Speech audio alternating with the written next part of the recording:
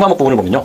신용관리 실무에 관한 것인데 여기에는 대표적인 법이 세 가지가 있어요. 신용정보법, 채권추심법, 개인정보보호법 이렇게 있죠. 그 각각 법에서 매년 시험에 한 두세 문제씩 계속 나오고 있어요. 법률에 대한 단행법인 거죠. 앞에 1과목이나 2과목 있을 때는 민사 민법이나 상법, 그리고 민사소송법, 민사집행법 이렇게 이제 일반 법들이고 여기에 나온 법들은 이제 추심에 관련된 단행법들 조금 더 구체적으로 나오는 거니까 각각을 좀 잘 보시고요. 개인정보보호법 이런 부분도 얼마 전에 시험에 출제되기 시작해서 전에 많이 나오고 있으니까 보시고 신용정보 활용에 관한 문제, 뭐 등기부 등본이나 또는 주민등록 호본이라든가 또 사업자 등록증이라든가 그런 거에서 알 수 있는 정보들 추심을 위해서 활용하는 그런 내용들 있잖아요. 그런 것들도 좀 공부를 해놓으실 필요가 있다는 점이고요. 신용정보 관리나 채권 상담 관리나 행보를 관리나 이런 데서는 최근 들어서는 거의 시험에 나오지 않는 것 같아요. 한번 내용을 읽어보시면 어렵지 않게 알 수 있는 거니까 보시고 신용회복 지원 제도 부분 있지 않습니까? 파트 5에 한번 읽어보시고요. 신용회복 지원 규정이 있어요. 그래서 그 규정의 내용이 한두 문제씩 나오고 특히 챕터 3의 그 개인 회생하고 챕터 4의 개인 파산 있지 않습니까? 이 부분은 매년 시험에 한 문제씩 나오니까 그 부분은 꼭 보시는 게 좋을 것 같습니다. 그리고 파트 6의 신용관리 관련 법규 및 제도 이 부분은 제가 아까 일반적으로 3개 법률 말고 나머지 법에서 이렇게 하나씩 금융 상식 문제로 이렇게 추가해서 나오는 부분이 있거든요. 이 법이 어떻게 만들어졌냐, 취지라든가 이런 내용을 다루고 있는 법률의 이름은 뭐 이런 식으로 시험에 나오면서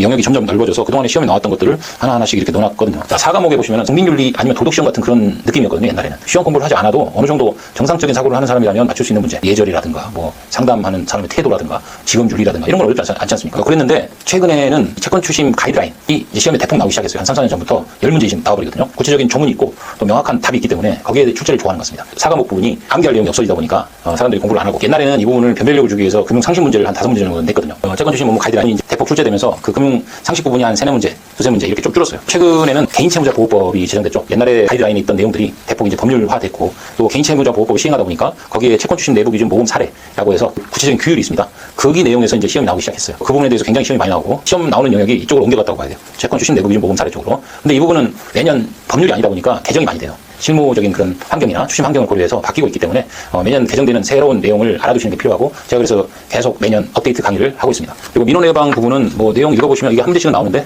그렇게 어렵지 않은 부분이고 금융 경제 상식 이 부분은 공부를 해도 맞출 수가 없는 부분이긴 해요. 반복적으로 출제되는 분야가 있습니다. 매년 그 부분을 카테고리화 시켜가지고 넣어놨으니까 그 항목은 늘어날 수도 있습니다. 매년 거기에 나온 정도는 개념을 좀 알고 계시라는 취지에서 넣어놨으니까 그걸 공부를 하시면은 전체적인 내용의 맥락은 이해를 하시리라고 생각합니다. 여기까지 보겠습니다.